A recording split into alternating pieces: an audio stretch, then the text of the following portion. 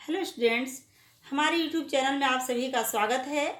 तो आज हम लेकर आए हैं अनुसंधान के प्रकार। इसके पहले की वीडियो में हम बता चुके हैं कि अनुसंधान क्या है, अनुसंधान के अंतर्गत किन किन चीज़ों के बारे में शोध किया जाता है।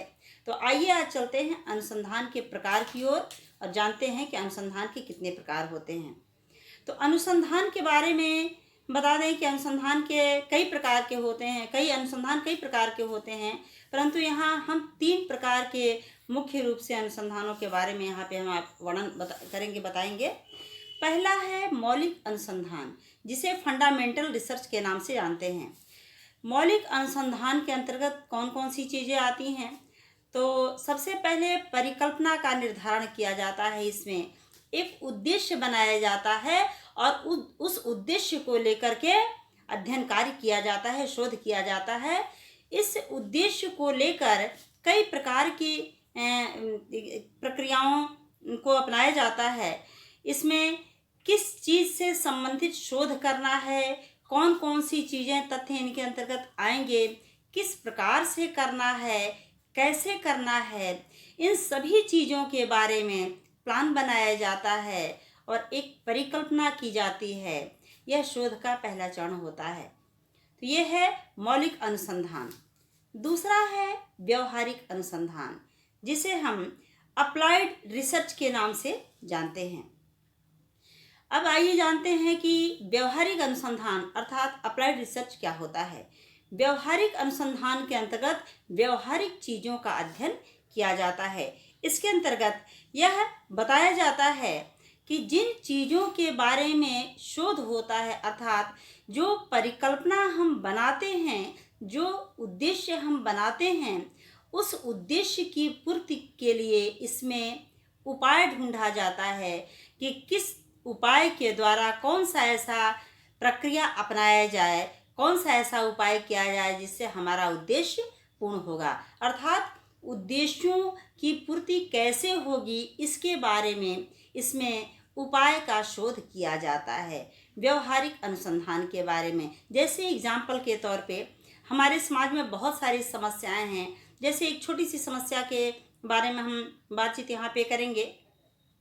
जैसे कोई बच्चा एक उद्देश्य लेकर चलता है कि इस वर्ष हमें सबसे टॉपर स्टूडेंट बनना है, हमें सबसे टॉप लेवल पे जाना है, और यदि किसी तो इसके लिए सब इसके बारे में इसके किस प्रकार से इसमें कौन सी गतिविधि अपनाया जाए, किस प्रकार से कैसी प्रक्रिया अपनाया जाए कि हमारा जो उद्देश्य है वह पूर्ण हो जाएगा, इसके बारे में इस अनुसंधान में पता लगाया जाता है। अर्थात व्यवहारिकता का इसमें अध्ययन किया जाता है कि कौन सी व्यवहार या किसी भी प्रकार से। और दूसरा एग्जाम्पल देते हैं, जैसे हम किसी संस्थान में, शैक्षणिक संस्थान हो, चिकित्सा से संबंधित संस्थान हो, किसी भी प्रकार का संस्थान हो, यदि उस संस्थान में हम कार्यरत हैं तो कर्मचारी के बीच और जो उच्च अधिकारी हैं उनके बीच किस प्रकार का रिलेशन है। अगर हम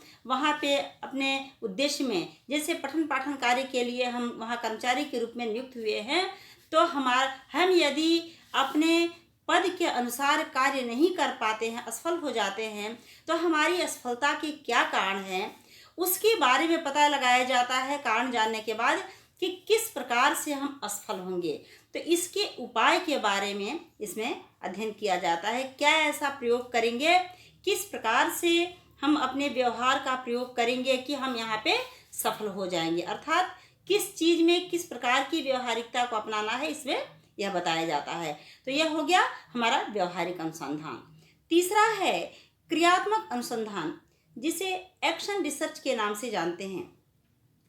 क्रियात्मक अनुसंधान के अंतर्गत वो चीज़ें आती हैं जो गतिविधियों के द्वारा यह निर्धारित किया जाता है कि कौन सा हमारा जो उद्देश्य है किस प्रकार से सफल होगा। तो इसके बारे में इसमें क्रियात्मक अनुसंधान में बताया जाता है। जैसे एग्जाम्पल के तौर पे, जैसे हम हमारे समाज में बहुत सारी समस्याएं हैं, स्कूल है, कॉलेज हैं, शिक्षण संस्थाएं हैं, सामाजिक संस्थाएं हैं, धार्मिक संस्थाएं हैं। हम एक स्कूल की एग्जाम्पल को लेते हैं। यदि किसी स्कूल में कोई जांच के लिए गया है और वहाँ पे बच्चों की जो उपस्थिति है वह कम पाई जाती है, तो इसके बारे में हम शोध करते हैं इसमें कि वहाँ उपस्थिति कम होने के क्या कारण हैं और कौन सी गतिविधियाँ अपनाई जाएंगी कि बच्चों की स्ट्रेंथ वहाँ पे अधिक से अधिक आएगी, बढ़ जाएगी। तो इसमें इन सभी चीज़ों के बारे में रिसर्च किया जाता है। गतिविधियों के बारे में, क्रियाओं के बारे में रिसर्च किया जाता है कि किस प्रकार के क्रियाओं का प्रयोग किया जाएगा जिससे हम अपने उद्देश्य में, अपने अनुसंधान के उद्देश्य में सफल होंगे, जो हमारा जिस परिकल्पना को लेकर हम चले थे। इसके अंतर्गत दो प्रकार की क्रियात्मक अनुसंधान होते हैं, दो प्रकार से प्रयोग किए जाते हैं। तो सबसे पहला है प्रायोगिक और दूसरा है अप्रायोगिक। प्रायोगिक को कहते हैं एक्सपेरिमेंटल रिसर्च और अप्रायोगिक को कहते हैं नॉन एक्सपेरिमेंटल रिसर्च।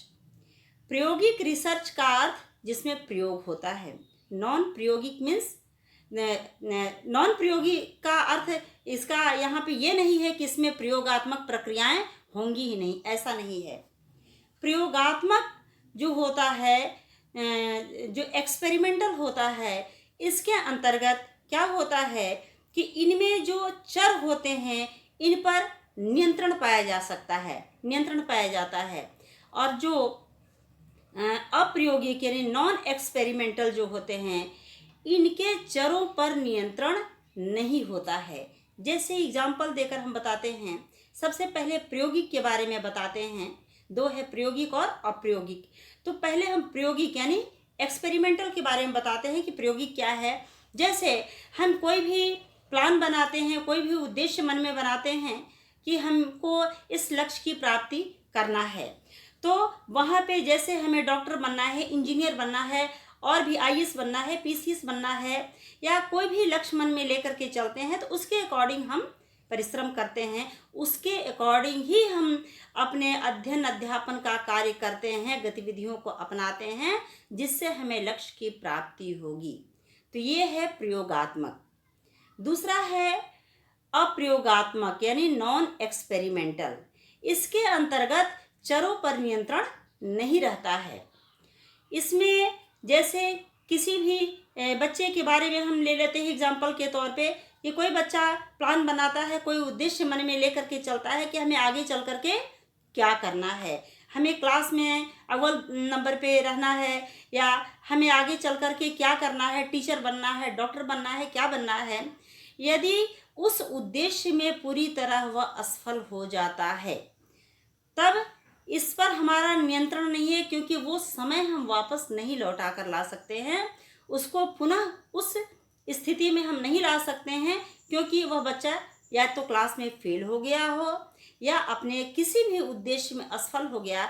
उस असफलता को वापस नहीं लाया जा सकता है, परंतु इसमें इन बातों पर बल दिया जाता है, इन बातों के बारे में अध्ययन किया जाता है कि असफलता किस कारण से हुआ, आगे चलकर ऐसी चीज़ें न हो, तो इनके बारे में अध्ययन किया जाता है कि जिसके वजह से असफलता हमें प्राप्त हुई हो। तो ये है हमारा क्रियात्मक। धन्यवाद। ये है हमारे अनुसंधान के प्रकार। तो आज की वीडियो इतना ही समाप्त होता है और आगे अगली वीडियो में बताएंगे।